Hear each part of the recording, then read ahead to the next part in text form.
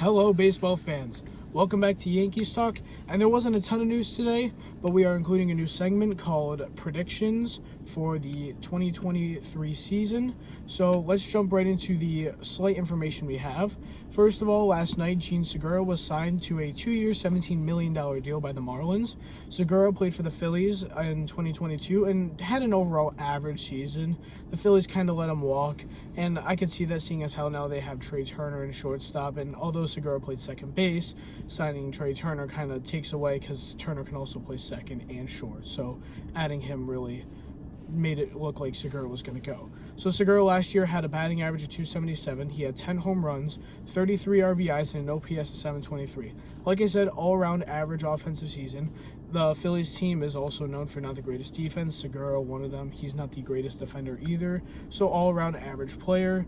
I mean, obviously the Marlins picking him up adds depth to the second base position. They already have Jazz Chisholm Jr., and I could see Segura either possibly being moved to short and or third, and just being a depth guy and or a potential starter. Next, we move on. There is slight Yankees information. The Yankees have traded relief and right-handed pitcher Lucas Licky to the Braves. The Braves will acquire Licky, and the Yankees will get infielder Caleb Durbin and right-handed pitcher Indigo Diaz. Both of them are prospects from the Braves and minor leaguers who will stay in the minor leagues with the Yankees for now. The minor leaguers, they're decent. I mean, I don't understand why we gave up Licky. Our bullpen really needed and had a solid structure, and Licky was part of that last year as he had a really up year compared to 2021. Licky had a 4-4 record. He had a 2.67 ERA, 57.1 innings pitched. He had 60 strikeouts and a WHIP of 140. That's above average compared to what he did in the past. And on top of that, an overall around great pitcher in the bullpen that we just bring out every now and then to come and strike out those guys. What do you think of this? Well, of course, we know that the Yankees could use more pitching. So to lose a pitcher like that, I don't know if they have something else in the works. Maybe they're in talks with some other people that we don't know about. In my opinion, the Yankees aren't done yet. So right, they're definitely not done. So they're definitely working on some more things going on. We still have a long way to go in the postseason or in the off season here. So I'm sure they're going to pick up somebody else. But to see them losing pitchers, especially pitchers that have done them well, is I would like to see them pick somebody else up. Yeah. Moving on, the Pirates have signed yet another player, another relief pitcher, right-handed pitcher, Jarlin Garcia, to a 1-year contract.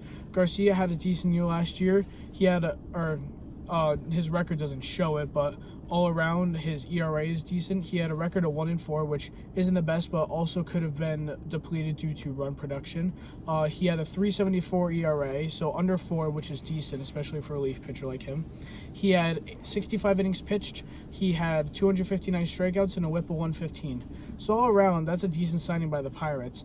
I could see him doing really well and just pitching an all-around great depth for them and just continuing what he has done. I just hope that his record, obviously, I know it's 1-4, it's not good, but it honestly doesn't reflect what his stats are, and I could see him being a better pitcher than what that shows. I mean, I don't know much about the Pirates. I just know that I would love to see them win, because the Pirates, they're in the Central, and it would be nice to see the Pirates actually do well. I do remember years ago the Pirates had like one of the lowest payrolls, and they ended up winning the division, and I love seeing stuff like that. My other question to you is just seeing as how the 1-4 record, as you being a pitcher in the past, does the 1-4 record speak for the stats or? No, because when it comes to pitching, so there's two different things to look at. Is like, why does he have a 1-4 record? Is it because there was no offense when he pitched? Is it because his pitching just wasn't that good? And then sometimes, you just look at a team and sometimes an offense just does not support a pitcher for whatever reason. No reason why. Sometimes it just happens to be that way. You see that with pitching all the time, and then all of a sudden they go into another team, and on this other team, all of a sudden they get all sorts of support, and a team scoring 8 runs every time they go out there. We actually saw that with Jameson Taillon. Jameson Taillon, probably, in my opinion, the worst pitcher on the Yankees rotation this year. Always got run production, while a pitcher like Nasty Nestor would get all of 1 or 2 runs produced for him sometimes. So Yeah, and that's really what it comes down to is, you look at that and say, all right, what kind of support was he getting? And so sometimes it's just maybe it's just not the right fit on the team. That's all. Yeah. And on to our 2023 prediction segment of the video. We are going to start off with the NL East. And this is going to be really tough. This division is quite possibly the best in all of baseball. So I'm going to start off by putting the Nationals at 5 because that is probably the worst team I've ever seen in my life. I will agree with you there. Yeah. I could see the Nationals possibly being the worst team in baseball this year, and next to possibly the A's. But I don't see them really producing anything at all, especially if they don't re-sign a guy like Luke Voigt. I understand he didn't have the best of season the past couple of years, but he's better than quite possibly most guys on their team. Next on... Pretty bad. Number 4 spot, what do you have? 4 spot's Marlins. I agree. For me, the Marlins have definitely picked up more. They're not going to compete for the division, but they're obviously in a rebuilding stage where they're trying to pick up a couple guys to maybe go into a win-now moment for the next season. But they're signing a couple guys here and there to fill in gaps and holes and possibly build a team around a guy like Jazz Chisholm. So that would be a great start, especially with signing Gene Segura. And they have a really phenomenal rotation behind Sandy Alcantara and Pablo Lopez, too. Number 3. 3 is like these top 3 are hard. Yeah, this is where it gets hard. I mean, I would have gone with. I mean, obviously the Phillies just were in the World Series, so they're a top team. The Mets, looking at all the guys they've been signing, insane. And I would have said the Braves would be 3, but then we're just looking at all the guys that the Braves are signing. And the Braves were solid last year and almost won the division. And extending Sean Murphy really adds to that. Gosh, I'm almost going to say Braves 3. I'm saying Phillies. Why do you say Braves? I mean, I'm saying Braves because they're just starting to sign the guys now, and the Phillies have proven it, and the Mets have clearly the best rotation in the NL East, probably the National League, maybe even all of baseball as of right now. So I'm saying Phillies at 3 because I know they made the World Series. I understand they've signed incredibly important pieces to their team, like Trey Turner, Craig Kimbrell. But at the same time, you can have a World Series team that doesn't play well in the regular season. And I never saw the Phillies play well in the regular season. In the postseason, they played phenomenal. Don't get me wrong. The Phillies were a phenomenal postseason team. They just dominated everybody, especially the Braves, which I understand you can see upsets, but the Phillies weren't really an upset team. And on top of that, I don't think the Phillies are the greatest regular season team. I think the Braves and the Mets are obviously better. And when they hit the postseason, they kind of struggle a little more. We saw that with the Dodgers this year. We even saw that with the Yankees a little bit, even though they made it to the ALCS, struggled through the whole thing. Yeah. So, in my opinion, I think the Phillies are going to finish 3rd. They're going to have a really dominant postseason again if they make it. But in my opinion, that's the 3rd place. All right. No, that makes sense. And we saw that too, and if they get to the postseason, they'll do well, but they got to get there. Yeah. Second. So then second for me is going to be the Phillies. Mine's going to be the Braves. Okay. So just flip-flopping 2 and 3. And honestly, I think it's, unless injuries come in, I think that's how it's going to play out at the end of the year. We're going to have a battle. And both might actually make it with the wild card. Who knows? Again, yeah. And I think with the Braves, I understand they had the division last year, and again, the Mets choked the division for the 2nd year in a row, which could possibly happen again. But in my opinion, I think the Mets are just too good this year.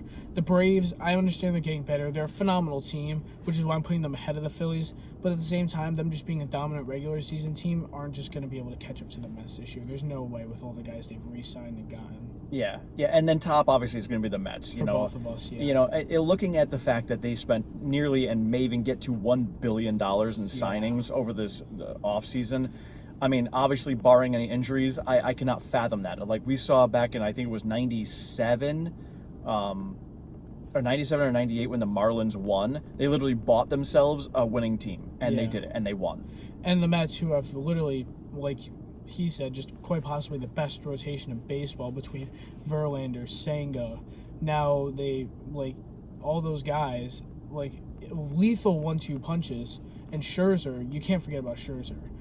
It's just deadly. And re-signing Nimmo, having Francisco Lindor. I understand they may not have Correa anymore, but they also don't forget about Pete Alonso. And there's so much more. And they have so much depth that it's just unbelievable. There's no way they don't win the division because they have so much pitching depth, so much hitting depth and offense that it's going to be almost impossible to beat them. It's going to be a big battle for New York, though. Yeah, it is, and that's why our last prediction, my last hot take was New York versus New York in the World Series. Yeah, that'd be and phenomenal. I think we could possibly see that for sure this year. Yeah. Now on to the Yankees information. I just have one major question for the day. I'd like you guys to comment your thoughts. What do you think of the Yankees bullpen at the moment? Do you think it's still good even though Lickey's gone, which I understand there are some bigger names there still, or do you think it might be a little bit off now? Personally, I think it's fair, but there's holes that need to get filled. There's some guys who stepped up last year that I think are going to step up into bigger roles this year, like Ron Marinaccio. I think he's going to step up. Michael King. Yeah, Michael King. I think these guys are very good. And again, I said it last time, I think Clay Holmes is going to end up being named the closer. Yeah. Wandy Peralta being the setup man, in my opinion. Yeah, so I think they've got a very good young staff. And, I mean, like we saw with the trade with Lickey, they are getting themselves a minor league reliever. So whether he's ready to come up or not, I don't know. But maybe they'll move somebody else up from the minors and have this guy fill that role. Whether they're going to go with a younger staff or maybe they'll just, even if they sign one more guy and just tell these guys that they're going to fill bigger roles, it could be good for them. In my opinion, I think the Yankees bullpen is still one of the best in the AL, American League. I only say that because all they really got rid of was Lickey. I understand. I mean, Aroldis Chapman was a big loss in itself. I mean, him walking into free agency, I'm extremely sad about that. In my dreams. But I mean, honestly, he literally walked himself there. Yeah, but honestly, the Yankees bullpen is still extremely strong between Michael King, Wandy Peralta, Clay Holmes, Ron Marinaccio, Moore. It's just really solid all around, and these guys don't typically let up runs. They have nasty pitching, and it's just going to be, I think, another incredible year for the bullpen, especially behind Ryan Blake. Yeah, Matt Blake. I mean, we'll see how it goes. I think they've got a good young staff there, and if they've got a good couple of leaders that come out, I think they'll be solid. Yeah, same here.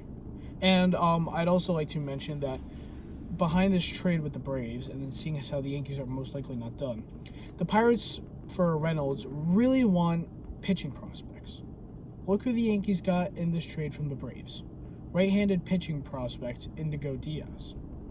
So in my opinion, if the Yankees aren't done yet, could this be a lead up to a build where Indigo Diaz gets moved again to the Pirates and possibly as one of the prospects for pitching that they would want? I mean, there's a lot that can happen. I know the Yankees do always look further down the road. Yeah. So, just like with their shortstops and things, they've got plans in the works, and obviously things need to fall into place, but this could be something that they're planning for 3 to 5 years down the road to actually happen. So.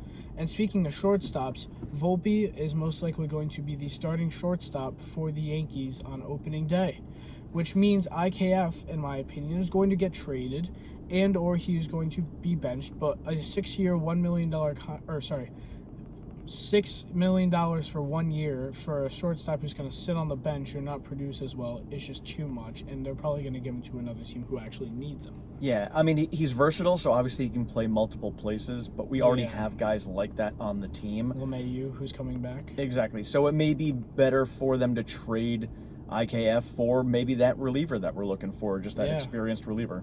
That's what I'd like. And with the signing of Tommy Connell, he's one of those veteran relievers who was on the Yankees in the past, so he could help lead the bullpen too. Yeah. But that's all for the video today, guys. Happy birthday to this guy. Thank you. And thank you for watching. Like, comment, subscribe. I'd like to hear your thoughts and reactions, any feedback to my videos. And I'll see you all in the next one. Thank you. Have a good one.